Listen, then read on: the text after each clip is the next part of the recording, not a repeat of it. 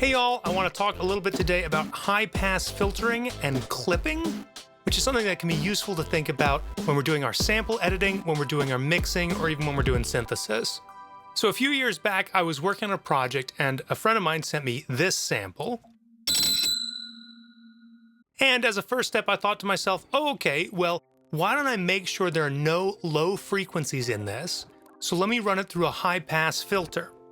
You might have seen my other videos when I talk about sample editing, and I advocate for doing this to remove sub-audio, audio that we can't hear that sneaks into our recordings, and it can reduce our dynamic range.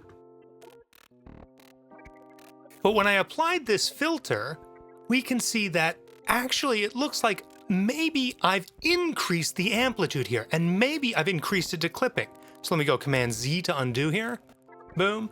And let's zoom in somewhere like here, where we can see our individual samples. And then if I redo that, we can see that I actually have increased the amplitude and possibly to clipping.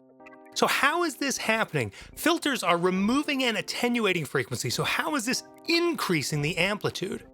This is a high pass filter, so it should be removing or attenuating frequencies below that cutoff frequency. Now, as we know, many filters have a resonance parameter where we give a little bit of boost around the cutoff frequency, but that's not what's happening here. Let's jump over to this illustration I have in Reactor. Okay, so all I have here is a pulse wave that's going into a one-pole filter, right? And so through the nature of a one-pole filter, we can see that there's a little bit of filtering going on here. Now, if I increase the amplitude, boop, we can see that's clipping, right? When that little orange line pops up, that means we've clipped here. So I'm gonna get that so it's nice and not clipping on the input or the output, right? Okay, so again, pulse wave going into my filter, and then we're just looking at it before filtering, after filtering. So now, as I bring up the cutoff frequency here, watch what happens. Oh, now it looks like those lines have come down, but that's just because it's trying to represent this waveform, which has actually gotten taller at these points, right? So that's our point of clipping. Now we are soundly clipping. Okay, so we've shown that this is happening. Why? Let's think about our square wave. Our square wave, as I've discussed elsewhere, is a combination of several frequencies.